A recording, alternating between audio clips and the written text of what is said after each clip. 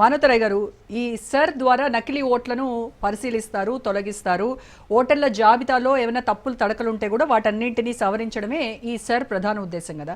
మరి ఎందుకు మీరు ఆందోళన చేస్తున్నారు? రాహుల్ గాంధీ గెలవలేక ఈ రకంగా బట్టగాల్చి మీదేసేటువంటి ప్రయత్నంలో భాగంగానే బీజేపీ పైన విమర్శలు, ఆరోపణలు చేస్తున్నారు అనేది వాళ్ళ వాదన. ఇప్పుడు ఈ ఓటర్లు వాళ్ళు ఎట్లుందంటే బీజేపీ వాళ్ళు వాళ్ళకు కావాల్సిన చోట అంటే ఉత్తరాది రాష్ట్రాల్లో ఒక వ్యూహాత్మకంగా గుజరాత్ కానీ పెద్ద పెద్ద రాష్ట్రాల్లో వాళ్ళు గెలుస్తారు. తెలంగాణ ఈ దక్షిణాదిలో వాళ్ళకి బలం లేదు కాబట్టి కావాలనే దాన్ని మాయ చేసే ప్రయత్నాలు అంటే చూడండి. మహారాష్ట్రలో అసెంబ్లీ ఎన్నికలకు పార్లమెంట్ ఎన్నికలకు వచ్చేసరికి దాదాపు ఎన్ని ఓట్లు తేడా వచ్చినాయి? లక్షలాది ఓట్లు తేడా వచ్చినాయి. కాబట్టి నేను ఏమంటానంటే అసలు ఈవీఎంల ప్రక్రియ తప్పు. పాశ్చాత్య దేశాల్లో ఎక్కడ కూడా బ్యాలెట్ పేపరే వాడుతున్నారు. పాశ్చాత్య దేశాలు 20 పార్టీలు అంతకుముందే పార్లమెంట్ ఎన్నికల ముందే 23 పార్టీలు కలిసి బ్యాలెట్ పేపర్లు పెట్టమన్నారు. దుర్వినియోగం అవుతుంది, ట్యాంపరింగ్ అవకాశం ఉందని చెప్పి జపాన్ లాంటి పెద్ద పెద్ద జర్మనీ లాంటి దేశాలు కూడా తేల్చి చెప్పేసినాయి. అది చేయకుండా మాట్లాడితే వీళ్ళ మాయాపాచకలేసి బీవీఎంల మాయాపాచకలేసి రాహుల్ గాంధీని అరణ్యవాసం పట్టిస్తున్నారు, బాట పట్టిస్తున్నారు. వాస్తవంగా రాహుల్ గాంధీ బలం పెరుక్కుంటూ వస్తుంది. అందుకే బీహార్లో ఏమైంది, బీహార్ గురించే మాట్లాడదాం మనం, దేని గురించి మాట్లాడొద్దు. ఎన్నికల ముందు 22 ఏళ్ల తర్వాత మొత్తం జరిగినటువంటి దాంట్లో మొదట 7,89,000 ఓటర్లు ఉంటే అందులో 65 లక్షల మంది తొలగించారు.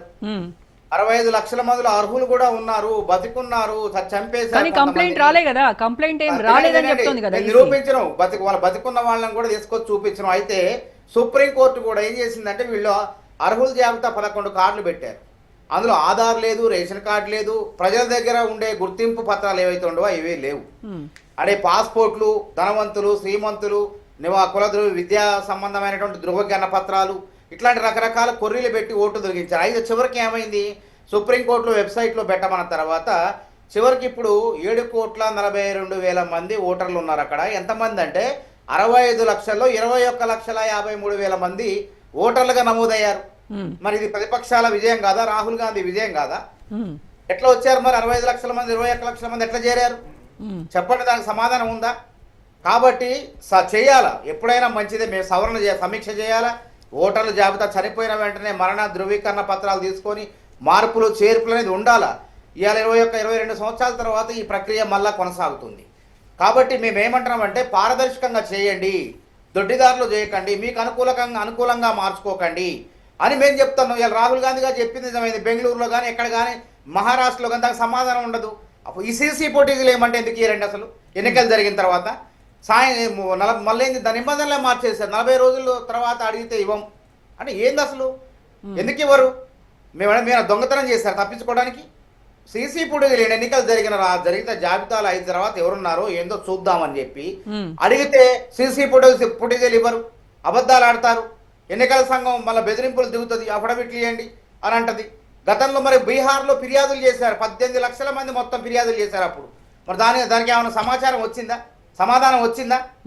ఏమి రాలేదు. కావాలని ఎన్నికల సంఘాన్ని చేతిలో పెట్టుకొని గుప్పెట్లో పెట్టుకొని భారతీయ జనతా పార్టీ ఉత్తరాది రాష్ట్రాల్లో నెగ్గుకుంటూ వస్తుంది. ఇది గుర్తుపెట్టుకోండి. ఇప్పుడు సుప్రీంకోర్టు కూడా దీనికి గ్రీన్ సిగ్నల్ ఇచ్చింది. మిగతా ఇప్పుడు 9 రాష్ట్రాల్లో ఇంకా 3 కేంద్ర పాలిత ప్రాంతాల్లో కూడా ఈ సర్ ప్రక్రియను చేపట్టబోతున్నారు. మరి ఏం చెప్తారు?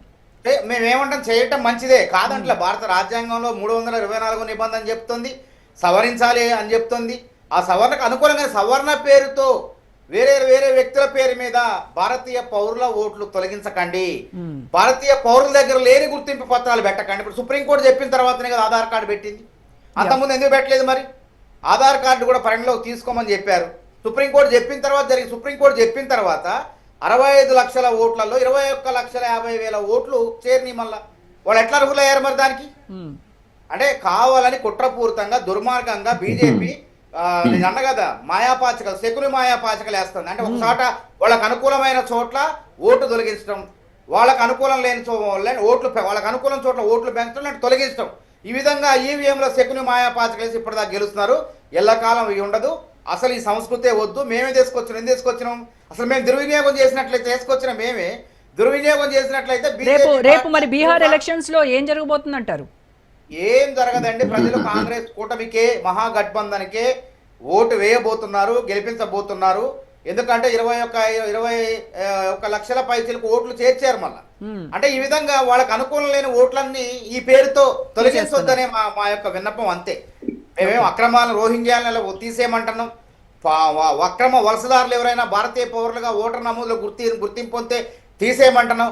వాళ్ళ పేర్లు చెప్పి భారతీయ పౌరులను అంటే గుర్తింపు పత్రాలు కొన్నిటిని తీసేసి భారతీయ పౌరుల ఓట్లు కొల్లగొట్టొద్దు.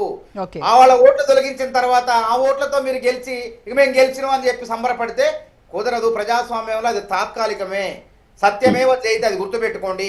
ఉమ్. కాబట్టి ఇక్కడ తెలంగాణ అయినా ఏదైనా, ఎందుకు మొన్న జూబ్లీ తెలంగాణ మాట్లాడదాం, మళ్ళీ మాట్లాడదాం. మానవతారే గారు మళ్ళీ తెలంగాణ దగ్గరికి వస్తాను, మళ్ళీ వస్తాను. సో నిఖిల్ ఒకసారి తెలంగాణలో మొన్న అన్నారు కదా, అవును. ఒక ఇంట్లో 43 ఓట్లు వేరు, ఒక అపార్ట్మెంట్ లో బహుళ భవనంలో బహుళ అంతస్తుల భవనంలో 43 కాదు 100 కూడా ఉంటాయి అపార్ట్మెంట్ లో. ఓకే. దాన్ని మసిపోయి ఎవరి హయాంలో చేరిని అంత పెద్ద బహుళ అంతస్తు భవనం ఏం కాదనుకుంటా కదా అది.